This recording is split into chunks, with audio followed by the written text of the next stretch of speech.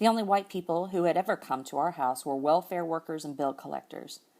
It was almost always my mother who dealt with them, for my father's temper, which was at the mercy of his pride, was never to be trusted. It was clear that he felt their very presence in his home to be a violation. This was conveyed by his carriage, almost ludicrously stiff, and by his voice, harsh and vindictively polite.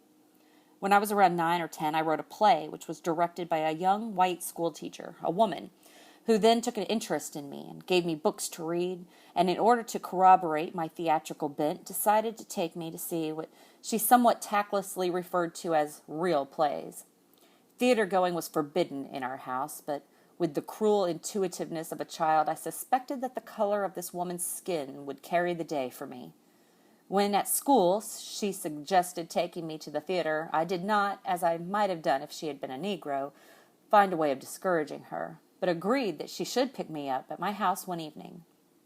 I then very cleverly left all the rest to my mother, who suggested to my father, as I knew she would, that it would not be very nice to let such a kind woman make the trip for nothing.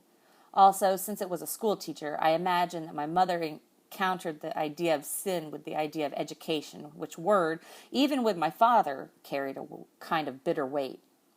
Before the teacher came, my father took me aside to ask why she was coming. What interest could she possibly have in our house, in a boy like me? I said I didn't know, but I, too, suggested that it had something to do with education.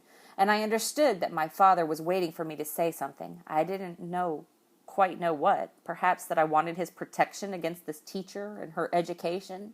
I said none of these things, and the teacher came, and we went out. It was clear during the brief interview in our living room that my father was agreeing very much against his will, and that he would have refused permission if he had dared. The fact that he did not dare caused me to despise him. I had no way of knowing that he was facing in that living room a wholly unprecedented and frightening situation. When my father had been laid off from his job, this woman became very important to us. She was really a very sweet and generous woman and went to a great deal of trouble to be of help to us. My mother called her by the highest name she knew. She said she was a Christian.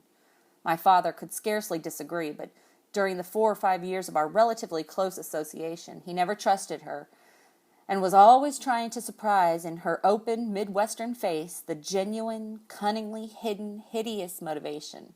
In later years, particularly when it began to be clear that this education of mine was going to lead me to perdition, he became more explicit and warned me that my white friends in high school were not really my friends, and that I would see, when I was older, how white people would do anything to keep a Negro down.